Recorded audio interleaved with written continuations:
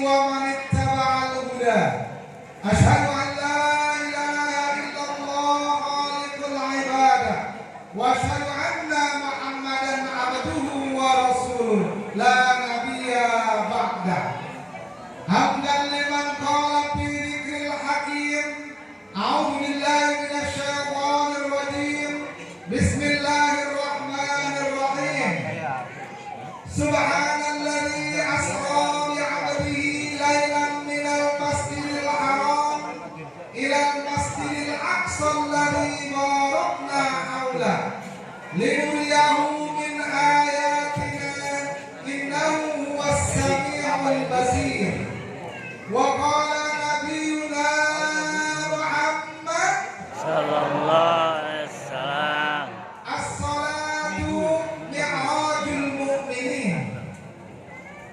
Pertama-tama yang saya hormati para alim ulama. Ketika ulama meninggal dunia butuh ratusan tahun untuk nyari penggantinya. Tapi kalau presiden yang meninggal belum meninggal, penggantinya sudah disiapkan. Lurah belum meninggal, penggantinya sudah disiapkan. Apalagi RT yang meninggalnya didoakan supaya cepat meninggal. Mungkin sejarah Islam dan Mi'raj banyak diceritakan, banyak dikupas tuntas oleh para alim ulama, para mubalik kondang. Kalau saya mau mubalik, kalau pulang kondangan. Maka bapak-bapak ibu sekalian, ada peristiwa yang melatar belakangi hingga terjadinya Isra dan Mi'raj Nabi besar Muhammad sallallahu alaihi wasallam. Mau tahu? Mau tahu aja apa tahu banget? Mau tahu bulat? Silakan nanti bentar lagi dadakan. Sejarah ini terjadi karena Nabi besar sallallahu alaihi wasallam ketika masih ada dua orang ini, dakwah mereka masih ada yang melindungi, dakwah mereka masih ada yang menjadi benteng, dakwah mereka masih ada yang membiayai. Tapi ketika orang dan dua ini meninggal dunia, Nabi sering kena intimidasi. Saking sayangnya dia kepada Nabi, cinta dia kepada Nabi, tapi di umur hidupnya bahkan meninggal dunia, dia tidak pernah memeluk agama Islam. Bahkan Rasulullah sering berdoa, ya Allah berikan hidayah kepada pamanku Abu Thalib. Apa jawaban Allah? Allah abadikan dalam Al-Quran, innaka lan tahdi man ahbabta wa innallaha yahdi man yasha. Hai Muhammad, bahasa kerennya, sekalipun engkau Nabi utusanku, tapi kamu tidak akan pernah bisa memberikan hidayah sekalipun kepada orang yang paling kamu cintai. Karena urusan hidayah adalah urusanku, kata Allah Subhanahu wa ta'ala. Setelah Abu Thalib meninggal dunia, disusul berikutnya oleh orang yang paling dia cintai, belahan hati, tambatan jiwa. Siapa dia? Khadijah binti Khuwailid. Maka ada tahun aneh, dua tahun aneh dalam Islam yang disebutkan. Yang pertama tahun gajah, yang kedua tahun kesedihan. Kenapa disebut tahun kesedihan? Karena orang yang membela pergerakan dakwah dan penyebaran agama Islam telah meninggal dunia. Betapa sakitnya, betapa sedihnya Rasulullah, hingga Rasulullah pun menangis. Andaikan dia boleh berdoa, bagaimana sih sakitnya ketika istri yang kita cintai harus pergi mendahului kita. Sedih nggak? Tanya ke bapak-bapak, sedih nggak? Dan Allah tidak ingin melihat kekasihnya bersedih. Akhirnya dia bingung, hendak kemana dia pergi. Dia pergi ke tanah Taif, berjalan selama 30 mil jauhnya. Dan di kota Taif dia tidak mendapatkan perlakuan yang baik. Dilempari oleh penduduk Taif sampai berlumuran darah kakinya, hingga malaikat turun, malaikat Jibril turun. Ya Rasul, tengadahkan tanganmu.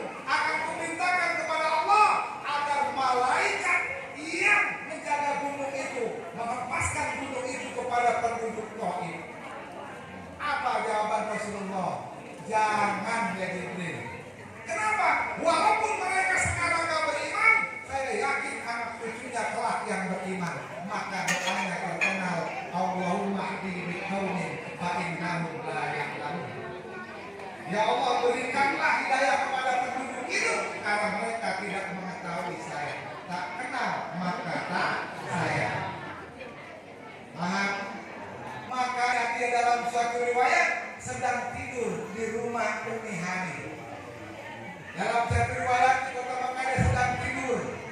Begitu tidur, Rasulullah itu dalam satu mendapatkan wahyu, alam nasrah laka sadrak wa wada'na anka wizrak alladzi anqadha dhahrak wa rafa'na laka dhikrak fa inna ma'al usri yusran inna ma'al usri yusra fa idza faragta fansab wa ila rabbika farghab. Tetapi sebelumnya Rasulullah kadang kacau balau begitu, Rasulullah merasa sedih, dakwahnya ditolak di kota Mekah, di kota Taif juga ditinggal. Rasulullah sedih. Allah abadikan kalimatnya, "Qadna'lamu annaka yadiku sadruka bima yaqulun." Aku mengetahui Muhammad apa yang dirasakan oleh dadamu terhadap apa yang mereka ucapkan kepada kamu. Akhirnya ketika Rasulullah sedang tertidur, dibelek, dioperasi untuk kedua kalinya, diambil hati dan jantungnya, dikawal di bejana dari emas, dicuci dengan air Zam-Zam, kemudian dimasukkan kembali oleh malaikat, dimasukkan ilmu dan hikmah. Itu untuk perjalanan yang suci. Begitupun kita, kalau ingin bisa ngaji, kalau ingin bisa mendapatkan ilmu, jaga hati, kosongkan dari keduniawian, maka hilangkan penyakit. Kalau orang Sunda sering menyebutnya luntah. Begitu dia sujud, Allahu Akbar, dia batal, nggak bilang-bilang makmum. Kata makmum ini imam biasa juga sukanya sujud terakhir, ini baru sujud pertama lama banget. Karena kebetulan di masjid itu biasanya ada pintu. Begitu ngomong, imamnya mana ada, imam sinuman itu namanya. Batal itu sholat makmum. Gak ada yang mimpi. Tadi itu cara kita didasari oleh rasa riya. Kita punya ujung, ingin dipuji, ingin apa namanya, dapat pujian dari orang lain. Sedekah biasanya juga kalau ada kotak amal, beli dana kenceng, subhanallah, subhanallah, subhanallah, alhamdulillah, alhamdulillah, alhamdulillah, Allahu Akbar, Allahu Akbar, kotak amal makin dekat, astagfirullah, astagfirullah. Begitu ada orang masih apa-apa, beli belakang orang ngasih, itu ujung. Itu kalau besar saya seperti deburan debu yang gak ada pahalanya. Karena bagus amal itu apa? Tangan kanan memberi, tangan kiri tidak pernah tahu. Makanya rindu orang seperti ini. Rindu. Makanya hindarkan tuh, kalau kita mau nikmat ketemu Allah, maka hilangkan pertama dia, kedua ujung, yang ketiga nifaq. Munafik. Bila jangan lupa sholat ke masjid, ikut pengajian, dia nggak pernah sholat di masjid. Gak pernah ikut pengajian. Begitu pembangunan masjid semangat, dia ngajakin orang nyumbang kagak. Jadi calo. Begitu datang atur-atur, ini harus begini-begini. Kerja apa? Ngaduk beli rokok, ngaduk kopi good day. Nggak pakai sendok, pakai tutupnya, pakai bungkusnya, sebelum dibuang dilamar dulu nikmat. Habis itu pulang. Kata yang gitu. Lihat, setan itu, iblis pertama kali itu diciptakan di surga. Adam diciptakan di surga. Kemudian apa? Ketika Allah ciptakan Adam, iblis suruh menyembah bentuk hormat kepada Adam, tapi dia tidak mau. Kenapa? Karena dia merasa lebih mulia. Khalaqtani min nar wa khalaqtahu min tin. Aku kau ciptakan dari api, sedangkan kau ciptakan dia dari tanah. Aku ribuan tahun telah kau ciptakan dan memujimu, mengajukan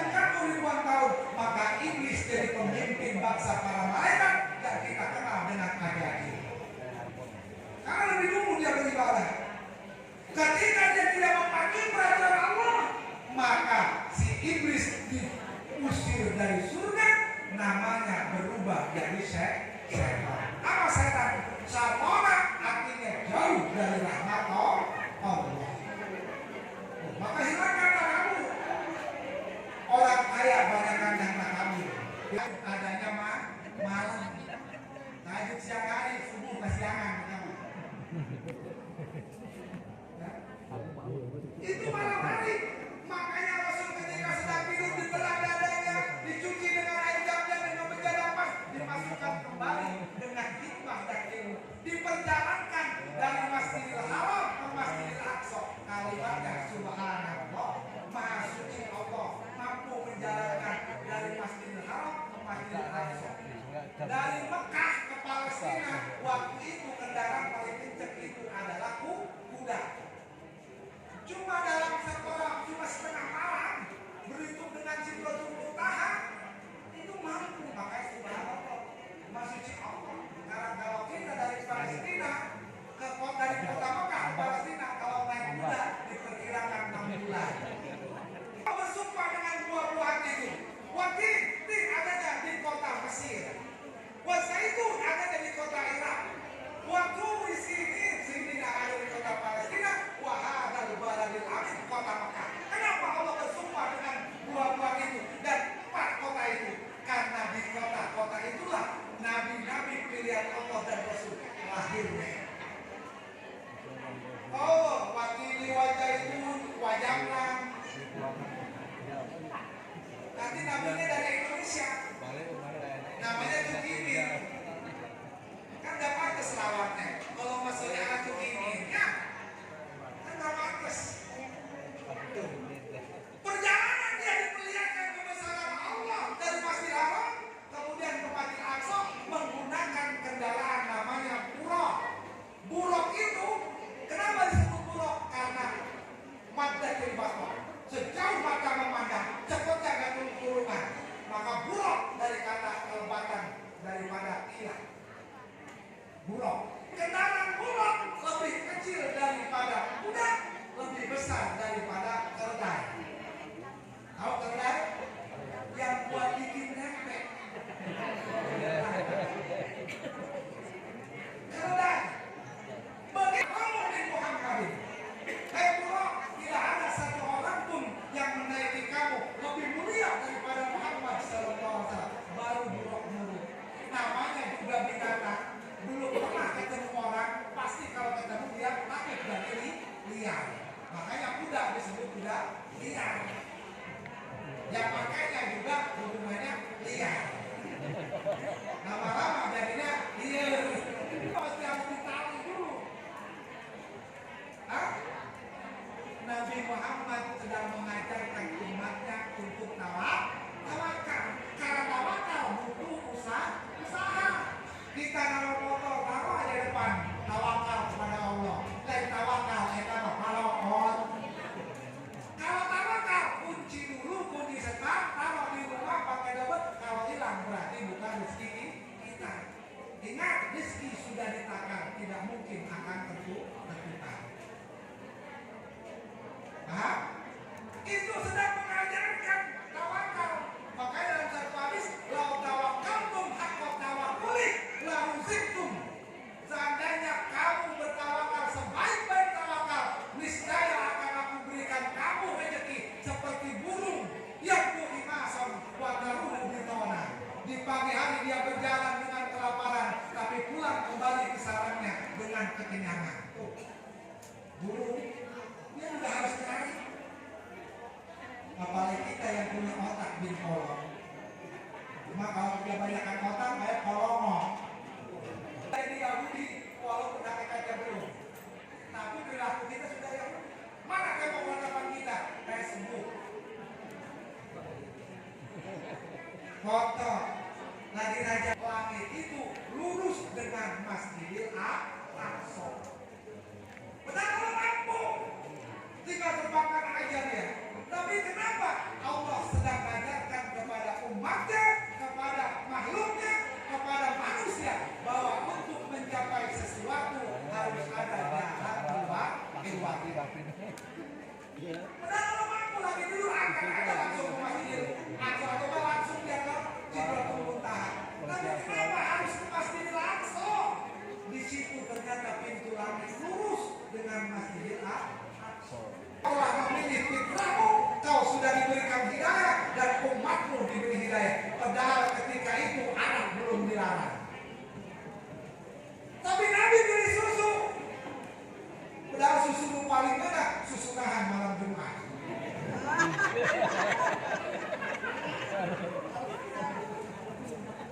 Tapi itu susu belum dilarang, Nabi beli susu. Bayangkan, Nabi beli susu, umatnya juga masih banyak yang mabok. Apalagi Nabi melihara. Gara-gara sebotol minuman, lihat sekarang. Nggak banyak. Wah itu baru nyari lancar. Ya kan? Naik dia ke langit pertama, siapa yang dijumpai? Assalamualaikum. Waalaikumsalam. Kata penghuni langit pertama, mana anda? Ana Jibril. Saya Jibril. Dibuka pintu langit tidak. Padahal Jibril yang salah. Apalagi bapak kalau dibuka. Kata penghuni langit pertama, mana anda? Ana Jibril tidak terbuka. Mana dengan siapa? Maha Muhammadin. Al-Qad uhiya ilaih. Apakah dia Nabi yang diutus? Iya. Terbuka pintu langit yang pertama. Dijumpainya Nabi Adam. Apa? Kata Jibril, Assalam ilahi. Ucapkan salam kepada bapakmu. Assalamualaikum. Apa jawaban Adam? Waalaikumsalam. Marhaban. Ya ibnin salih wa waladin salih. Lihat, marhaban ya ibnin salih wa nabiyin salih. Nabi Adam mengucapkan selamat datang anakku yang soleh dan nabi yang soleh. Kenapa? Ternyata anak soleh di mana-mana dirindukan oleh surga. Maka didik anak kita menjadi anak-anak yang soleh, anak-anak yang baik. Karena anak yang soleh itu mendoakan kepada kedua orang tuanya, bukan anak yang dobrak pintu untuk diberikan motor Aerox Yamaha. Assalamualaikum. Waalaikumsalam. Dibuka pintu lagi juga tidak.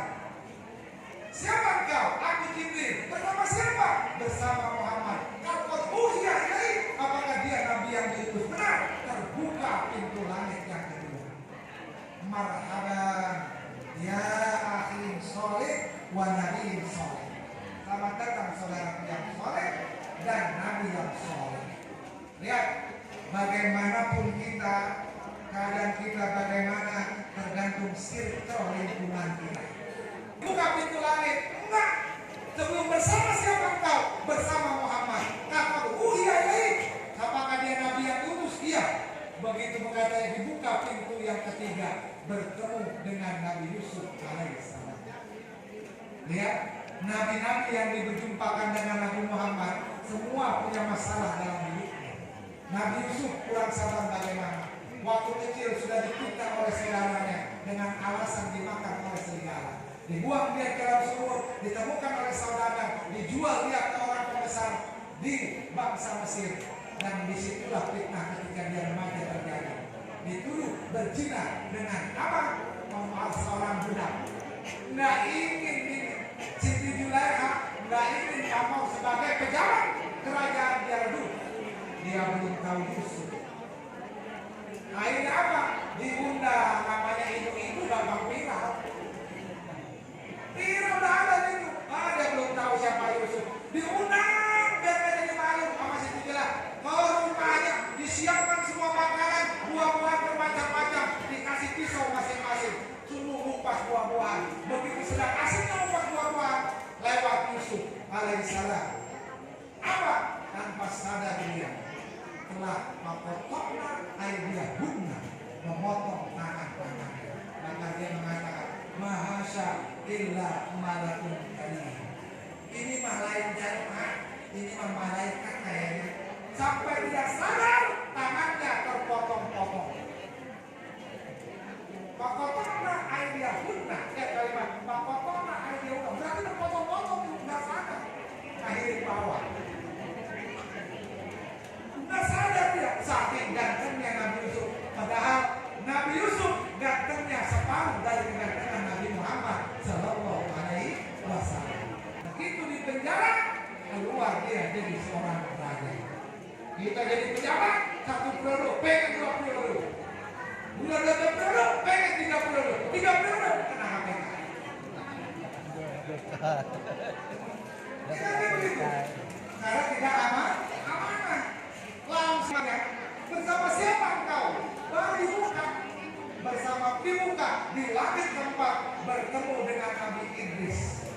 Dan seorang nabi yang tinggalnya tidak di bumi. Nabi Idris itu meninggalnya di langit. Nabi Idris itu nabi kedua setelah Adam. Sebetulnya dia setelah Adam karena sebelumnya mengganti daripada Sis yang menggantikan Habil yang dibunuh oleh si Qabil. Karena Nabi Idris ini selalu berbuat kebaikan, maka Allah berikan pahala kebaikan yang sama terhadap apa yang telah dilakukan oleh si Habil dan Nabi Sis ini. Akhirnya dia minta doa kepada Allah, ya Allah jangan pernah kau matikan aku kecuali di tempat yang tertinggi. Allah abadikan dalam Al-Quran, warofa'nahu makanan aliyya. Kata malaikat maut, aku bingung, ada orang minta mati kok di langit. Siapa sih? Begitu di atas ternyata dia adalah Nabi Idris alaihissalam. Ketemu dengan Nabi Harun. Ingat Nabi Harun jadi nabi karena proposal Nabi Musa. Dia saudaranya Nabi Musa. Kenapa demikian? Karena Nabi Musa lidahnya perok. Kenapa? Karena Fir'aun mengambil para ahli nujum tafsir mimpinya bahwa akan ada yang menghancurkan kerajaan kelak. Maka setiap anak kecil yang lahir di kota Mesir harus dibunuh. Maka ibunya Nabi Musa pintar. Dihancurkanlah Nabi Musa ke sungai Nil. Diambil oleh pembantu Fir'aun. Kebetulan gak punya anak, diangkat diadopsi anak oleh si Fir'aun. Begitu mau dibunuh, jangan-jangan ini anak yang akan menghancurkan kerajaan saya. Kata istrinya, tidak, dia anak kecil yang tidak tahu apa-apa. Kalau begitu kita uji, dikasih bara api dengan roti. Begitu dia mau memilih roti, Allah belokkan supaya dia memilih bara api. Dimakanlah bara api itu hingga menjadikan terbakar lidahnya Nabi Musa dan Nabi Musa jadi belok. Ngomongnya kata yang jelas. Maka diangkatlah Nabi Harun menjadi Nabi. Harun itu cerdas. Harun itu masih ahli balago, masih orang cerdas, orang yang pintar. Tapi terlalu lembut. Kalau Nabi Musa orangnya lebih gede, seterok, dan orangnya juga wibawa dan tegas. Maka Musa ketika dia melakukan perkelahian antara Bani dengan penduduk yang dipimpin oleh Fir'aun, salah seorang meninggalnya cuma dipisahkan. Tapi ingat Nabi Musa begitu ketemu Nabi Muhammad menangis. Ke langit yang ketujuh bertemu dengan Nabi Ibrahim. Begitu lihat Nabi Ibrahim lagi nyandar dia, lagi nyantai. Kalau bahasa sekarang, woi, lagi nyantai kawan. Lagi bersandar di tiang yang di situ disebut dengan Baitul Ma'mur. Apa Baitul Ma'mur? Baitul Ma'mur adalah Ka'bahnya para malaikat. Kenapa sampai Nabi Ibrahim berada di Ka'bahnya para malaikat? Karena Nabi Ibrahim telah membangun Ka'bah di dunia. Maka Allah bangunkan Ka'bah di langit ketujuh. Makanya pada Tuhan selalu mengatakan man bana masjidan banallahu baitan fil jannah. Siapa orang yang membangun masjid di dunia, Allah akan bangunkan untuknya rumah di surga. Membangun perkara mudah, nyari dana bisa kita cari, yang susah mengisi. Ingat tuh, yang susah mengisi dananya. Maka kita akan katakan dolim, mampu membangun tapi tidak mampu mengisinya. Lihat orang dulu, sekarang masih udah bagus, ada AC, ada 6, habis 1. Sedang kipasnya di mana-mana, terus ada jamnya, 5, kanan kiri, belakang depan, atas bawah, mati 2. Ada running tag-nya, tapi jamaahnya segitu-segitu aja. Subuh dia, zuhur dia, asar dia, maghrib banyakan dikit. Isya nggak ada. Yang doa dia, yang imam pula dia. Kita kan kadang-kadang sombong, umur hidupnya nggak pernah mau ke masjid, begitu meninggal pengen ke masjid paling depan lagi. Nah, malaikat itu sudah selesai di situ, nggak kembali lagi. Kenapa disebut Sidratul Muntaha? Sidra kalau bahasa kasarnya itu pohon yang besar yang bagus. Sidra itu kalau bahasanya pohon bidara. Makanya Wahabi Munabi untuk menyempurnakan ruqyah syariahnya dia dengan menggunakan daun bidara. Bapak salah kalau nggak mau diganggu jin nanam pohon bidara. Bukan dibaca apa lohon. Harus dibacain, didemok dulu, dibebek, dibacain di situ standar. Pakai air tangannya masuk setengah. Baca di situ Al-Fatihah, standar yang kuliah sekali, 3 kali, Al-Falaq 3 kali, Anas 3 kali. Setiap habis baca ditiup. Tiupnya bukan tiup mesra. Kalau sholat belum yakulau bukaran. Bukan. Kalau yakulau bukaran. Kalau gitu, ini juga senang. Wendo. Disenangkan. Kenapa disebut Sidratul Muntaha? Muntaha artinya ujung, artinya penghabisan. Bahwasanya ilmunya manusia, ilmunya iblis, ilmunya malaikat sudah mentok, gak bisa nembus alam itu lagi. Yang ada adalah antara dia dengan Tuhan. Sidratul Muntaha untuk mendapat perintah dia namanya sholat. Perintah puasa adanya di bumi. Perintah zakat adanya di bumi. Perintah syahadat adanya di bumi. Perintah haji adanya di bumi. Tapi begitu perintah sholat, Allah hibur hambanya yang terzalimi untuk datang menghadap dia, menerima perintah sholat. Perintah itu adanya di langit. Makanya lihat, kalau itu posisi yang tertinggi, tubuh kita mempunyai posisi tubuh yang paling tinggi, kepala. Ketika kita sholat, yang paling tinggi pun harus duduk ke bawah, mencium namanya dulu. Kenapa? Perintah sholat paling tinggi. Jadi yang paling tinggi, pertama dapat perintah 50 waktu, 50 kali gempor. 5 kali, jadi apa itu? Sholat takbiran doang masa raya. Itu pun kalau beli baju baru oleh istrinya. Sholat yang Jumatan doang juga ada. Sholat yang maghrib doang juga ada. Ada itu. Karena takut sama mertua, karena takut sama tetangga. Modelnya aja pun berbeda. Sholi fardhu maghrib, wal isya'i, wa subhi, wa duhri, wal asri, oplosan lillahi ta'ala. Bahwa jadi oplos semuanya. Tuh, perintah 50 turun. Ketemu Nabi Ibrahim biasa aja. Begitu ketemu Nabi Musa, protes. Namanya juga Bani Israil. Bahasa kerennya, Mat. Naon sah. Gambarnya gitu. Menang naon siap. Menang perintah sholat yang umat air. Itu bahasanya apa begitu? Dapat perintah sholat aku dengan umatku. Berapa? 50 waktu sehari semalam. Kata Nabi Musa, sohong. Umat saya lebih gede, umat saya lebih kuat, umurnya lebih lama, lebih panjang. Nggak bakal kuat apalagi umatmu. Nabi Musa udah tahu, dikurangi sama Allah 5. Jadi 45. Kata Musa, Pak, dapat diskon? Dapat. Apa? Kalau belanja di Alfamart, di sebelah ke siapa dapat diskon? Apa? Plastik, amati. Diskonnya plastik bagus aja dia berdagang. Dapat. 5 dikurangi 5, balik Pak. Kata Nabi Musa, balik lagi dia. Begitu tuh dikurangi 5, balik lagi dia. Terus bolak-balik sampai dikuranginya 5.